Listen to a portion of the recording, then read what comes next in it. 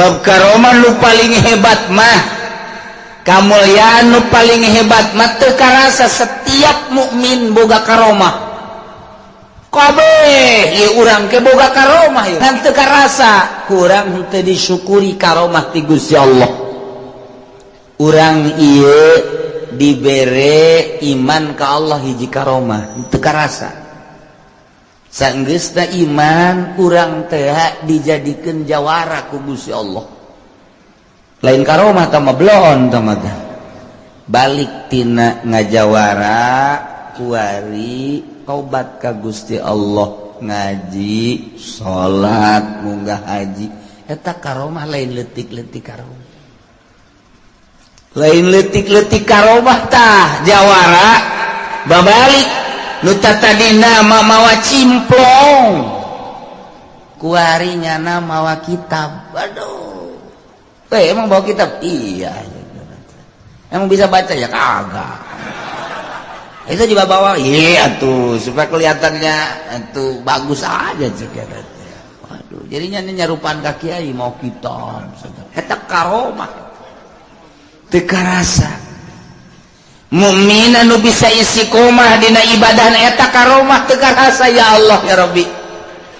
jadi lain bisa hiber nampak sancang dan lain sebagainya ta bisa asal dul zuhur berangkat salat dul asar berangkat salat dul maghrib berangkat salat isya berangkat salat eta karomah lain leutik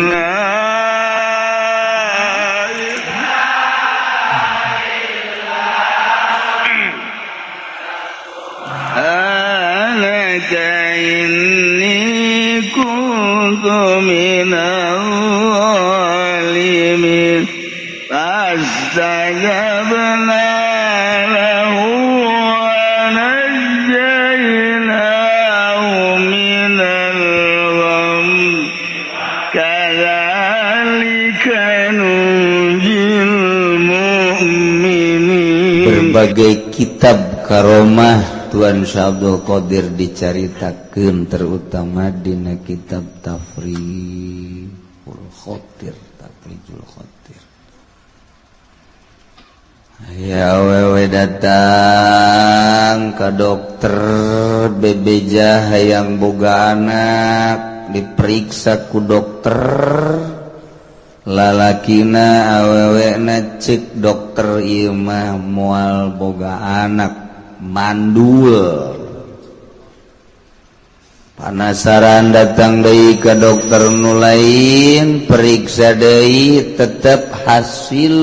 medisna menunjukkan mandul dari kedua belah pihak mendatang ka kula mah gampang pogatan sia kawin deui coba jeung nu sejen boting salaki sia letoy coba babari orang dokter lain naon lain itu tapi jangan mah datang deui ka dokter cek dokter diputus tetap mandul geus 7 dokter kabeh menyatakan mandul urut ka tukang urut cek tukang urut ge ieu mah tanda-tanda boga anak geus sababaraha tukang urut datang leuh cenah iku hayang jasa boga anak kabita jasa di dunia atuh bisa seserian jeung anak maot mun anak soleh bisa ngadoakeun beuh indah amat ieu boga turunan teh ang datang ka Tuan Syekh Abdul Qadir sakeuna ja geus masyhur jasa naon bae nu dipenta masyarakat sekitarna pasti jasa diijabah nu teu diijabah sebabnya nama hirupna ieu jang talang dada manusia sekitar nuswa kabeh teu mementingkeun diri boga korma hiji mun nyana lapar batur hayangeun dibikeun bae kajeun nyana mah teu dahar kos urang persis Perancis ya Allah etalah mementingkan batur orang malain atuh memeka batur urang heula aja nya batur nyaplek urang henteu ye atuh naon kos nu bener teh urang mah kos ngomong gitu teh kos nu bener henteu datang ke Tuhan. Assalamualaikum. Waalaikumsalam. Aya naon ya abdi rumah tangga geus belasan tahun periksa ke dokter geus 7 dokter menyatakan mandul moal boga anak diurut geus menyatakan mandul tapi abdi keukeuh hayang boga anak abdi papang doakeun bae ku Tuhan ka Gusti hayang boga anak ya tungguan Tuhan saya langsung sholat asup ke alam gaib dina sholatna langsung hasilna nyana ngadoa ka Gusti hasil doana Abdul Qadir deuleu di Lauhil Mahfuz barang di deuleu di Lauhil Mahfuz tulisanana mandul mandul itu bogaan nyana sholat deui ka Gusti ngadoa deui ya Allah ya Rabbi abdi mah tidak mau tahu eta doa pohara jasa abdi mah ieu moal bosen ja Gusti mah sanajan geus nuliskeun mandul ge maha kawasa nang nulis Gusti atuh dirobah ku Gusti ya bisa tetep abdi mah hayang supaya eta pasangan dibere boga turunan ya Allah ya Rabbi. Abdul Qadir tanggah ka langit tangga deuleu di Lauhil Mahfuz tulisanana tetep mandul salat deui nyana ngadoa Gusti abdi mah deui hayang ge eta dua pasangan teh sepasang suami istri mudah-mudahan ku Gusti dibere turunan. Abdul Qadir coba tanya ke malaikat begitu kadeuleu ku maneh kalau hilmah pun tanya ke malaikat bebeja Abdul Qadir geus ulah maksa-maksa deuleu tuh di Lauhil Mahfuz tuh tulisanana mandul kaopat kali 5 kali ya Allah ya Rabbi abdi mah hayang ningali kakawasaan Gusti coba Gusti mapan maha kawasa pangrobakeun ta tulisan kira-kira tengah doa Masya Allah kagedep kali begitu kagedep kali guys Abdul Qadir ulang ngadoa deui atuh terus-terusan jangan ngadoa ieu guys pejakeun gadawa we dibere anak gitu tuh deuleu di Lauhil Mahfuz barang di deuleu 7 anak sebab sia bisi ngadoa deui cenah 7 kali ngadoa 7 kali dibere anak nan bejakeun sing hade kitunya kudu menghormati wali Allah sebab wali Allah lah anu bisa maksa ka Gusti bejakeun berelah nyana taneuh dicokot di hareupeun imah dipuntel-puntel leutik segede korek api tenden dia diliongtin tenden diliongtina nya geus ieu syarat ulah dipikeun nya muhun Tuhan. Alhamdulillah sekarang setelah diberenya sabar nama anak dan dah balik ke imah langsung balik ke imah jana biasa sesonoan jeung salakina telila langsung nyirah telila langsung karasa rene 9 bulan borosot ngalahin bunga na luar biasa dibawa ke Tuhan saya alhamdulillah Tuhan ieu hasil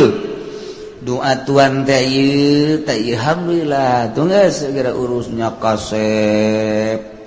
nya halimpu bagus tak orok lalaki menang 40 poe reuneuh deui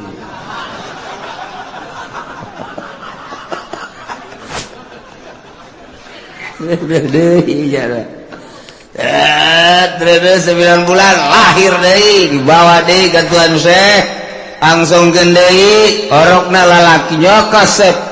luar biasa wah urus teh Tuhan Syekh diurus meunang 40 poe reuneuh deui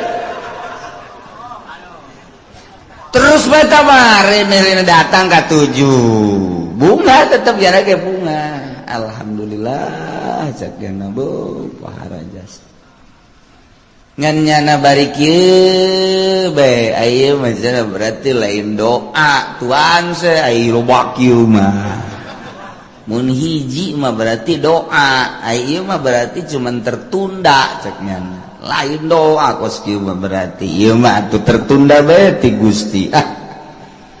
berarti kamanjuran tuan Syekh tetep encan terlihat sebab ieu mah anu kajadian cek nyana datang ka 7 mah berarti tertunda ieu mah ngan pas ka ditu pas memang bener-bener aju naon gitu deuk dibere geus bae eta liong tin teh anu tadina dibanggakeun teh dipicen ku nyana ka juru imah lain doa tuan Syekh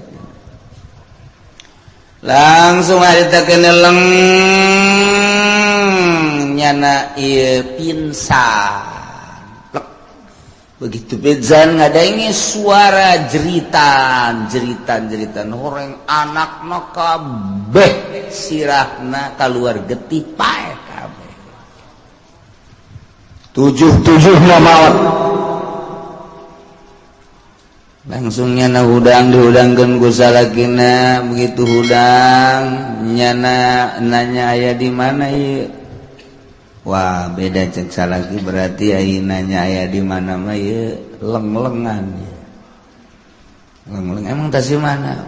ceukna tas di akhirat ambo jawa amat teh lalakon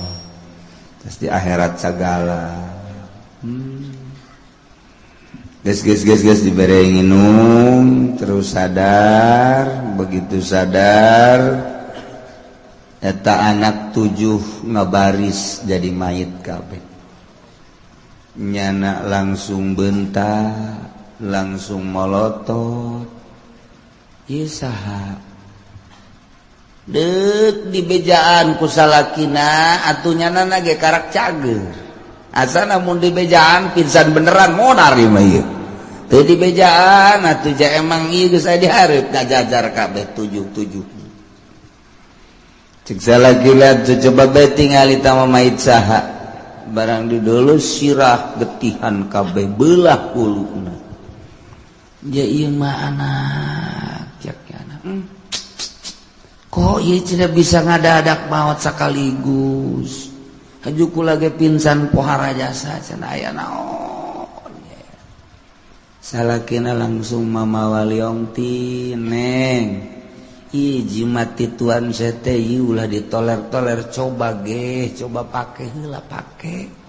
pan urang boga anak teh sababna ieu coba pake dipake deui kunya coba bejadi ka ditu ka tuan saya bebeja ieu tas noler-noler ieu jimat nyana terus dibawa ka tuan Syekh bebeja nyana bahwa di jero hate malik teu percaya lantaran ieu anakna lain hiji mun kitu mah 2 padahal 7 berarti ieu seolah-olah lain doa tuan Syekh tah kungsi noler-noler tak ieu leleong tin dipiceun ieu dipakekeun deui ku salaki abdi mah hiji abdi hayang cager kadua anak abdi atuh nu parareh supaya hirup deui ambo satuan Syekh pamenta ku pohara siapa tuan Syekh langsung salat deui teh salat asup deui ka alam gaib munajat deui ka Gusti cek Gusti Abdul Qadir bejakeun ka eta awewe ieu teh boga anak hasil doa sia kahiji kadua kawali-wali nu mana ge ulah sok api lain jeung ulah sok noler-noler sebab aing geus janji saha jelema anu nganyerikeun ka wala aing teu percaya ka wali aing jelema eta ku aing diperanganana cara aing meranganana disiksana ku aing kaum-kaum itu percaya ka wali-wali aing bakal disiksa cara nyiksana ku siksa aing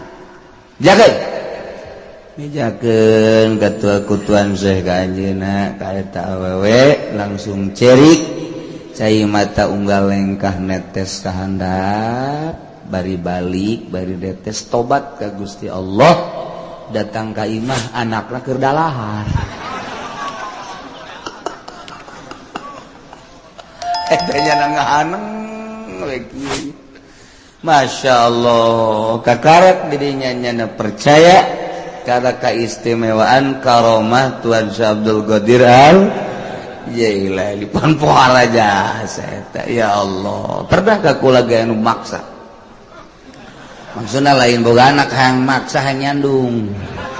babari teh mah kitu wae teh kudu maksa tuh si asal boga duit mah nyandung ka ditu bener nyandung beneran berarti doa aing diijabah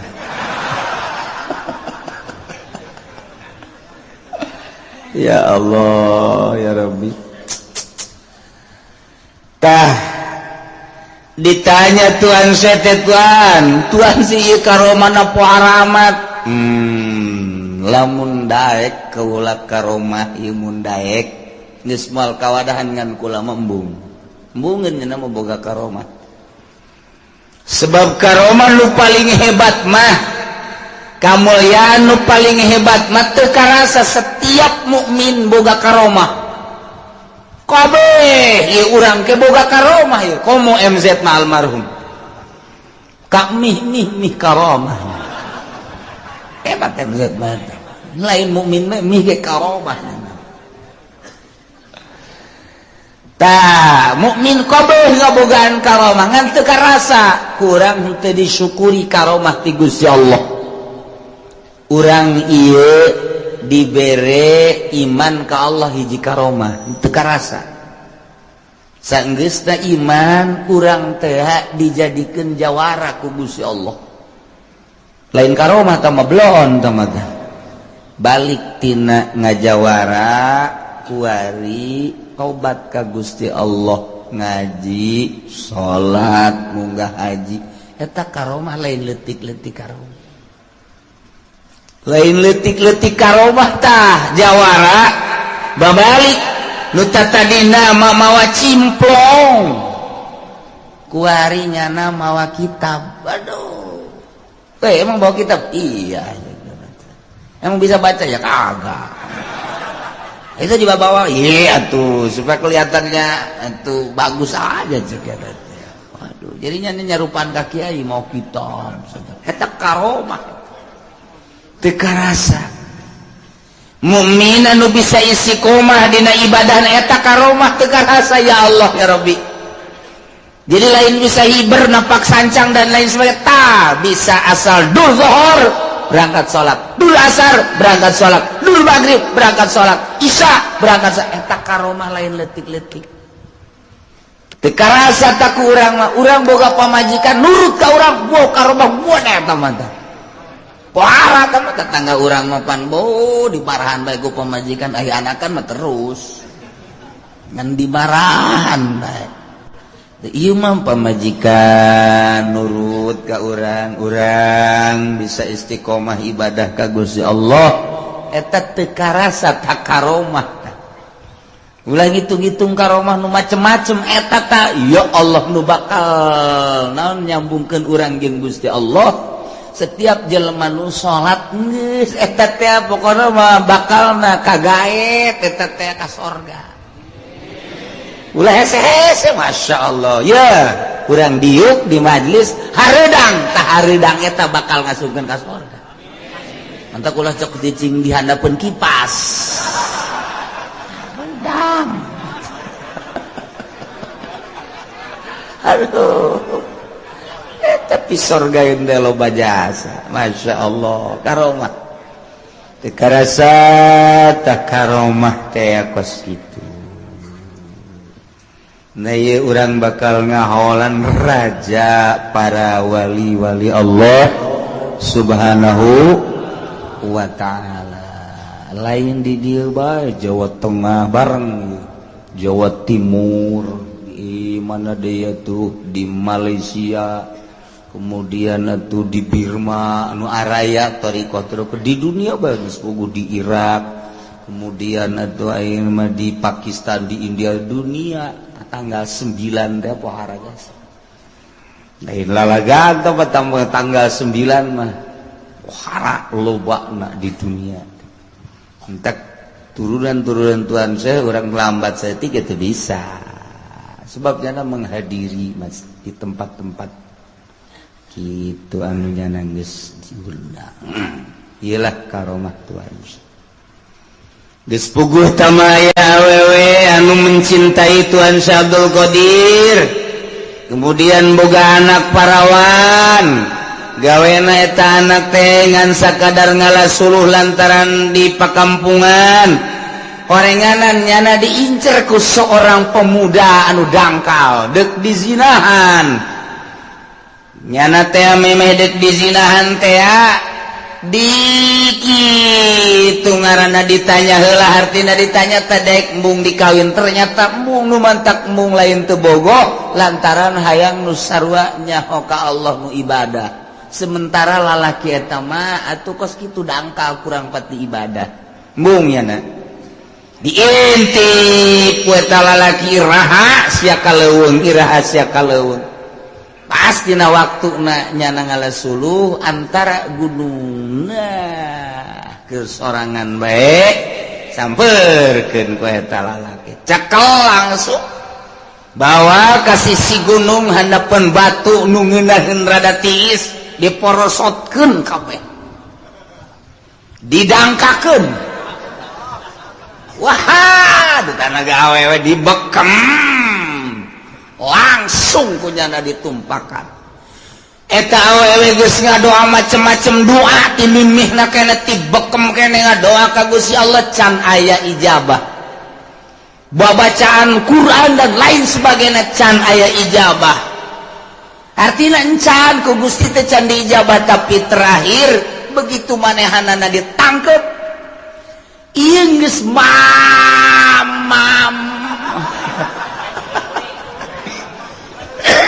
Aduh. Maksudnya geus lempeng jasa gitu. Tinggal nembakeun doang. Masya Allah nyana ngajrit ka Tuan Syekh Abdul Qadir Al-Jailani. Ya Allah, Tuan teh boga wali.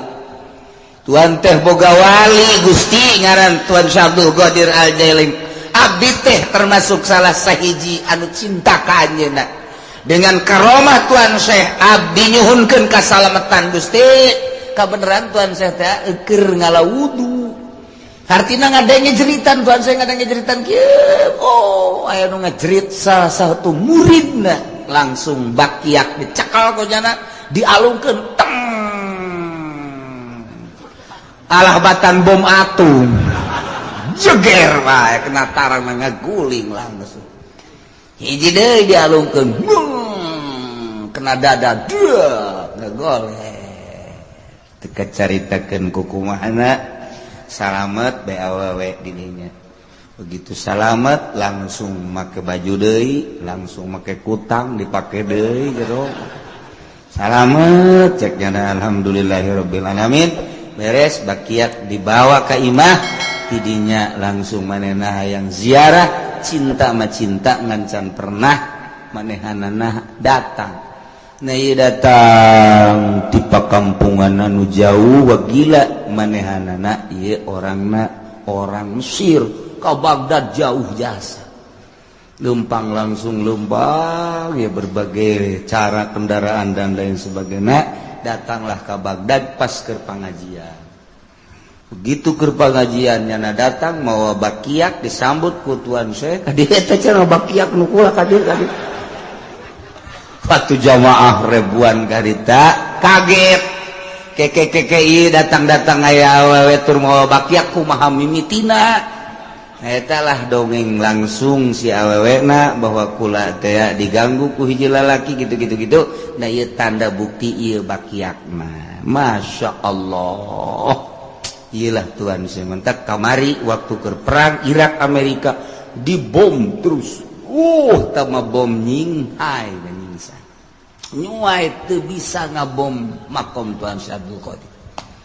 Aman mah kamari kula ka ditu eta mah majlisna utuh, makamna utuh, pangutuhna lain teu dibom malah masyarakat kadarinya asal aya bom ti Amerika breg asup ka dinya. aman tenang di jero mah eta bom luhur wah dicecer terus mendak dakwahna para wali mah geus maot ge terus bae ku gara-gara ieu terus dicecer teu kena ditelitilah ku para pilot ku kepala tentara Amerika akhirnya lain hiji 20-an bahkan ratusan nu asup Islam gitu wali mah dakwah teh geus maot ge dakwah terus ngislam-ngislamkeun jelema urang mah keur molotot ge malah urang kabawa ka ditu sia aya orkes sia ulah sok nongton we goblok sia ulah haram sia mah aja ka mana aing anak heula ka ditu sugan aya di ditu di mana di ditu di orkes tolol tak budak teh bebeja deui ka aing jo di ditu na kebal ditolol tak haji dakwah si kos kitu bebeja dengan anak korengnya dengan birit bidual teh hese dakwah ilah Tuan Syekh Abdul Qadir Masya Allah karomahna nu pohara jasa eta teh jelema kitu anu pernah nincak majlis kaula atau liwat majlis kaula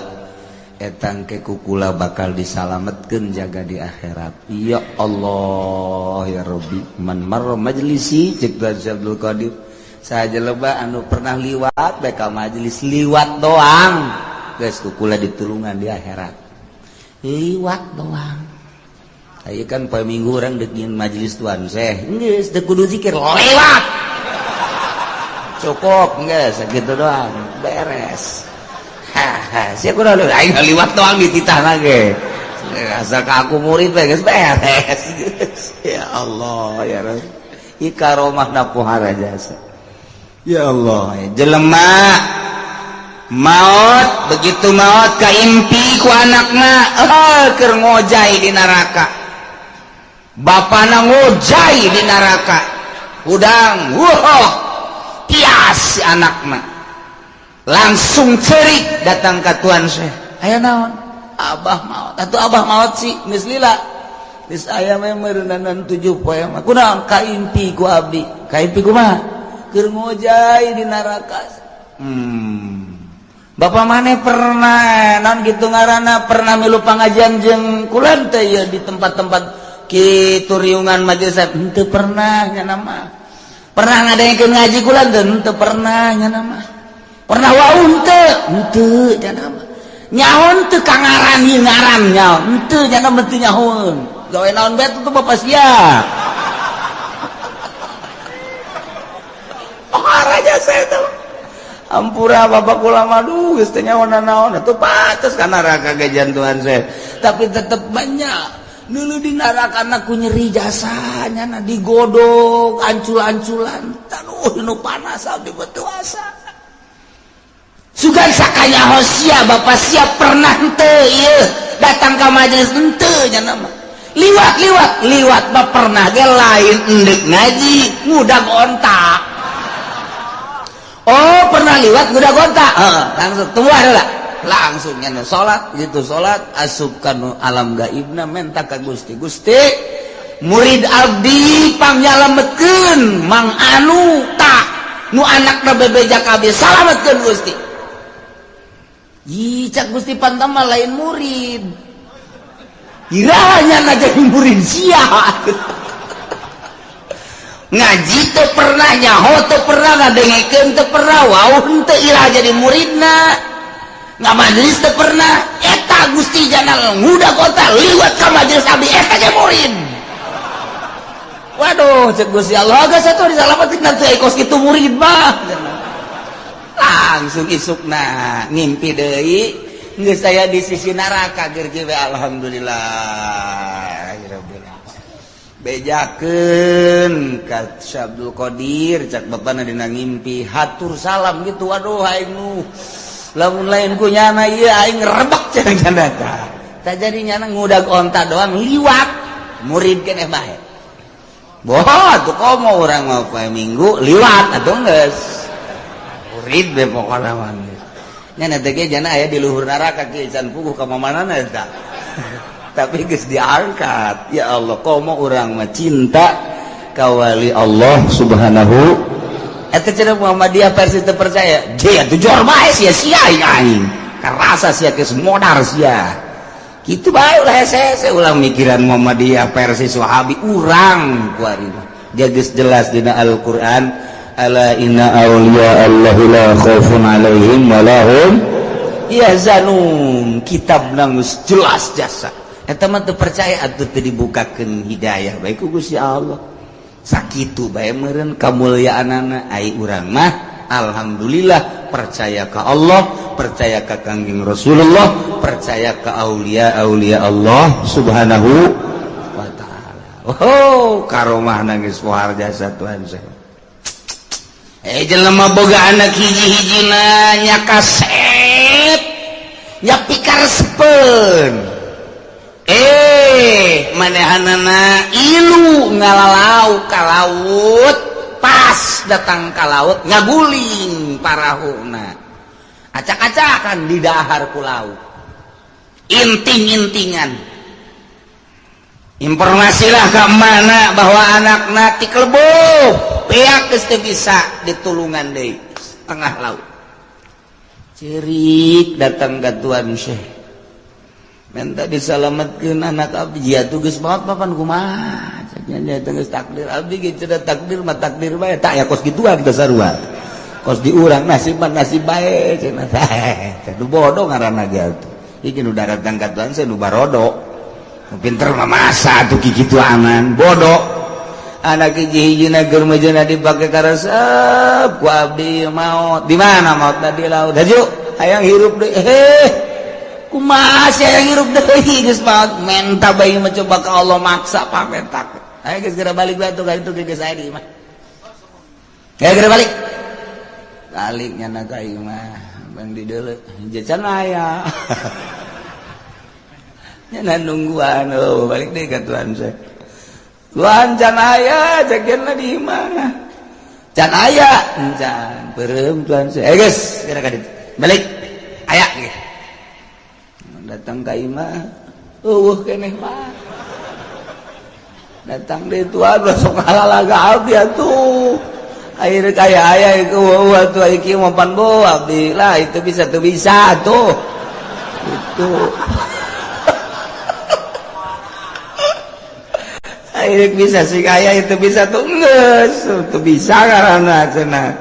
geus geura balik ulah sok halalaga ieu atilu ieu mah mah setelah saya gerak itu gerak balik lah di jalan tuh percaya aing mah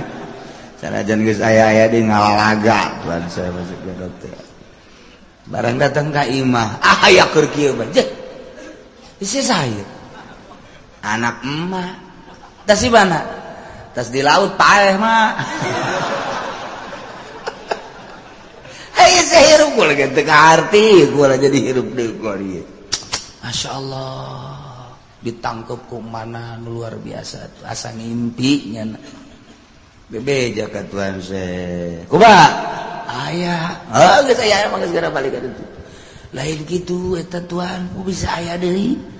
abdi mah hayang yang geus ulah hayang nyaho sia mah waduh atuh moal ka harti geus eta mah kakawasan Allah geus aya bae geus atuh tinggal Tuhan saya ngajungkel ka Gusti Allah artina Gusti si masih keneh resep henteu ka abdi lamun abdi boga kasalahan naon ieu Gusti sampaikeun ka eta lambat amat ngahirupeun jelema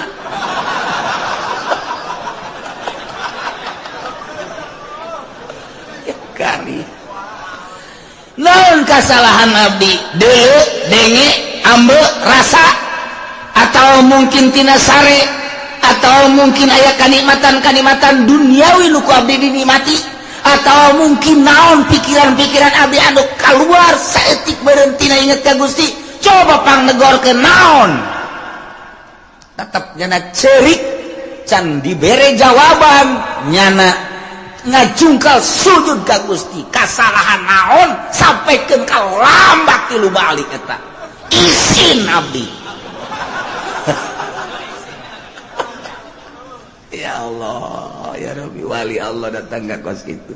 urang lamun ngadengikeun karomah-karomahna okos lalagan okos pohara mantak jelema nu teu percaya mah nyokos kitu. Hese teu percaya. Sebenarnya mah jakaromah teh atuh dihandapeun mukjizat. Mukjizat Kanjeng Nabi kadeuleu ku Abu Jahal itu aya ditutupan mah teu kadeuleu sarua bae. Kurang kumaha istimewana leuwih ti istimewa. Hese nyaritakeunana tuh. Jatuh bulan teh kapan datang ka Kanjeng Nabi belah dua maca syahadat nu hiji asup ka dieu nu hiji asup ka dieu kaluar deui ngahiji deui sujud ka Kanjeng Nabi naik deui ka luhur bulan tuan kadeuleu ku Abu Jahal tapi tetep bae. Oh, sihir tah mah. Deuk kurang kumaha deui tetep bae sihir. Komo ieu karomah atuh kadeuleu ku Muhammadiyah. Ye, teu dibukakeun pintu mata hatena mah tuh hese bae. Sudah dilawan menaya Muhammadiyah ngomong soekeun sumutna. Pan ieu karomah ieu. Soek tak karomah tah. Praksi bebeneran deh kos kituna. Ini bisa jokeun enti tak kuki uci cenah. Ai gatempuhan. Aduh, hese itu percaya. Ya sudah pikiran batut. Urang bae percayakeun ka Allah, percayakeun ka Kangjeng Rasulullah, percayakeun ka wali-wali Allah. Jangka salamatan urang beres. Jaloba jasa. Karomah Tuhan Abdul Qadir mana? Tidinya malaikat turun malaikat. Bejakeun kitu sakumaha mistina. Aya bejakeun. Turun malaikat. Tek. Aya naon malaikat? Di alam itu lain aduh harapan kos kieu we selamat datang malaikat. Iya dari mana aja kamu udah lama gak ketemu ini. Waduh dari Kronjo ya. Lain kos gitu siapa nggak bayangkan teh kos gitu lain imah di alam itu ya alam zahir asup kurang ke alam batin asup kasir gaib ngaranna leng kapanggihna di ditu awakna di dieu ai hatena mah di Cikupa di Masarwiti eta gaib-gaib blon mah nah ieu mah asup ka ditu ka Gusti Allah kumaha moal kaharti ku urang urang mah kahartina model tadi urangna di jero masjid di luhureun sajadah ai hate urangna di mall eta kan kaharti teh ku sia kaharti jata mah aing pagawean aing cenah kos kitu atuh eta leng-lengan nyaba ka mana pan eta datang atuh jelema mah di Cikupa di luhur sajadah bagus di sajadahna kunaon ai hatena di Bandung eta nyaba ka ditu cak Allah salat si kos kieu masih salat sia keur di harapan ku aing hate sia ka mana eta ngaranna nyaba da ieu mah diolah ruh teh diolah batin teh ruh saenggeusna diolah bisa keluar trek bisa ngobrol urang jeung urang aya 2 aya 3 aya 4 aya 5 mendak Tuhan Abdul Qadir pernah buka 40 jelema di ditu aya di ditu aya di ditu aya di ditu aya aing bungah jasa kehadiran ku Tuhan sih. Iraha tadi magrib. Ye, di aing. Ye, di aing. 40 ngaku kabeh. Puyang kabeh ieu mana nu bener. Urang lamun bisa kitu pake nyandung urang mah. Deui ka nu ngoran, deui ka nu kolot ya, enggak cumpon kabeh. Sia mah kadinya bae sepikiran ada tuh. Ya Allah, ya Rabb. Pagihan ku malaikat di alam itu siga deh. Boleh cara tadi sasalaman pelukan waduh udah lama bener gimana transaksi ini kita malaikat transaksi segala pabrik segala naon nya nama anti dunia geus kapanggihna urang jeung pan malaikat mah lain lalaki lain awewe malaikat mah teu beuki dahar teu beuki nginum malaikat mah tara jima tara sare malaikat urang ge mun geus bisa kos malaikat bisa kapanggih jeung malaikat Kanjeng Nabi mah kok henteu kikituan ge kapanggih atuh leuwih luhur Kanjeng Nabi mah lantaran Kanjeng Nabi mah tina nur didamelna itu Tuhan Abdul Qadir mah biasa cara urang nu mantak keur kumaha bae Kanjeng Nabi mah kadatangan malaikat Jibril teh di masjid di imah di jalan leuwih pohara Kanjeng Nabi mah henteu kudu make tadarrut cara Tuhan Abdul Qadir iraha bae malaikat diinstruksikeun datang Tuhan Abdul Qadir kudu melalui nyulusup heula ka alam itu jauh Tuhan Abdul Qadir jeung Kanjeng Nabi mah pak datang keur iraha bae keur kumaha bae bahkan nuka berenehan mah nuka berenehan keur meujeuhna malaikat Jibril datang aya urang dia kadal dak barang geus beres gitu naon malaikat Jibril adu hareup ngadu dengkul karos ku sahabat Abdullah eta tadi saha malaikat Jibril bah tuh lain kita tadi bebeja bah kasep amat jeung seungit amat eta malaikat Jibril katingali tah ku Abdullah bin Umar mah ai ku ente bapak gon moal tetap ente mah jameureunan matana kahalangan ku sinden moal bisa tuh mun sinden dijauh ge kadul oh tuh wih mantap jasa nu mana baju beureum eta emang mata sinden mah kos gitu Ari Abdullah bin Umar mah tuh mata itu mata malaikat atuh kadeu ya Allah bahkan Siti Aisyah mah dihatur salaman ku malaikat Jibril Aisyah Jibril atur salam alaikalissalam bangun teu bungaheun teh biasa bae barang menang saminggu mah Aisyah ulang Allah atur salam kakarak aduh pohara jas diatur salaman ku Allah ente ente mah diatur salam ku calo pan duit ka bawah ku ente Masya Allah tuh ya malaikat datang ka Tuhan Syekh begitu datang hampura cek malaikat kula diinstruksikeun ku Gusti Allah bahwa waktu keur ngadoa pertama kula diinstruksikeun ku Gusti Allah titah neangan daging-daging nu geus didahar ku lauk-lauk idinya dikerahkeun seluruh malaikat teh kapanggih kabeh doa kedua eta teh kakarak keur dihiji-hijikeun doa katilu kakarak nyokot roh diasupkeun deui bari dibawa ka imam oh kitu cek Tuhan saya tuh kitu jana sujud deui ka Gusti Allah Gusti Bapan Maha Kawasa kok make kikituanan eta wali geus gaja doa kos kitu ya atuh bacak naon Gusti teu kudu make malaikat atuh langsung bae sih jijeunan Gusti kabeh ge atuh tinggal jadi geus kitu kumaha sih pan Gusti mah subhanalladzi biyadihi malakutu kulli syai'in wa ilaihi terjaun pan karituna kun fayakun kok bisa kos kitu sih cek Gusti Allah tetep Abdul Qadir kula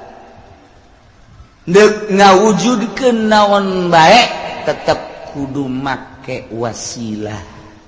aya nu henteu ge ngan eta dirahasiakeun Abdul Qadir nya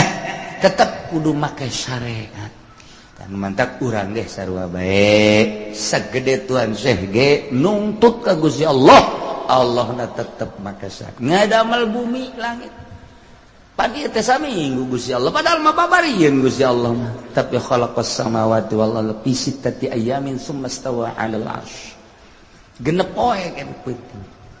fi sittati ayamin tsumma stawa 'alal 'arsy tah atuh bisa teh Gusti Allah kun jadi tapi kan teu kitu tetep aya perwakilan tukang nyebut nyawa Israil tukang mawa wahyu jeung karomah Jibril tukang gitu ngahujankeun malaikat Israfil dan lain-lain sebagainya aing geus ngabogaan wakil oh hampura atuh Gusti abdi sogol ka Gusti jeung Abdul Qadir ieu mah abdi mah hayang nyaho be segala rupa gengan hampura tetep nya lagi hampura Gusti sogol tak itulah wali Allah subhanahu wa ta'ala lain lalaga karomah Tuhan semun kurang dibaca ti hiji kadua katilu kaopat keur mantap muringkak bulu karomah satu ketika Tuhan Syekh teh eueuh di imah di majlis teu aya di masjid teu aya di tareangan ternyata nyana aya di Bangawan Tigris nyana keur kieu bae di Irak di luhureun sajadah ditonton ku jelema loba sugan teh keur naon di luhureun cai kieu ternyata lauk, seluruh lauk, berbagai jenis lauk daratan ngusapan dampal leungeun tuan Syekh kabeh nyanana kieu bae jutaan lauk geus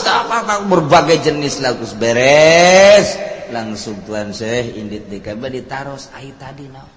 kula diondang ku murid kaula di laut cekna hayang sasalaman jasa sakali besa umur hirup mantap kula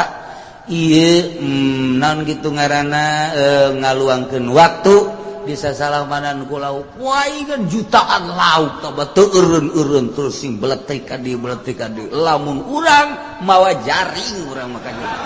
lauk mantep jasa ye urang watung geus mantap birak lauk geus sebab deuk diganggu ku urang mah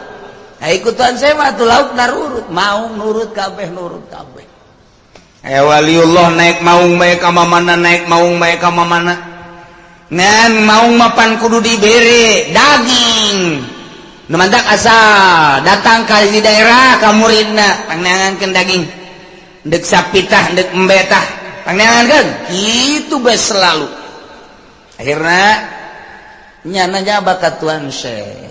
begitu nyaba ka tuan Syekh datang tadi maung pae begitu di dieu maung pae langsung sujud eta wali ka tuan Syekh hampura sebab naon nu mantak maung pae ieu boga rasa takabur jeung tuan Syekh mah luhuran aing lantaran aing mah ka mamana ge naek maung nya nama teu kadengekeun naek maung nu mantak eueuhna naonan tuan Syekh mah lah sampai coba ku aing deuk didatangan kos kumaha sih teh tuan Syekh yeuh barang datang karinya turun kek pae ceurik nya cek tuan Syekh teh ieu deuk dipaehan terus apa hirup deui hampura cenah kula kasombongan kula kanyahoan ieu mah terserangan kula barupan balikna jauh hirupkeun deui hirupkeun deui tawadukeun hate kakarak tawadu percaya jasa bahwa eueuh di wali di dunia pangluhurna iwal ti anjeun deula mau geus kieu atuh ulah kitu cenah mau ulah haju kuari mah bangun buringas kitu kula pae tawadukeun deui makin tawadu mau bisa ditumpakan deui entek sok geura tawadukeun ku urang hate urang haju urang ka Taman Safari hayangnya turun urang di mobil selamun urang nu bisa naekan nyana atawa nyana nu bisa ngegel urang asana nyana Masya Allah Buyut Bazur naik maung Syekh Asnawi naik maung Syekh Maghribi naik maung para wali naik maung Masya Allah ayo urang boro-boro naik maung naikkan pemajikan ge marah data pemajikan boro-boro mau pemajikan ge deuk nyangkrem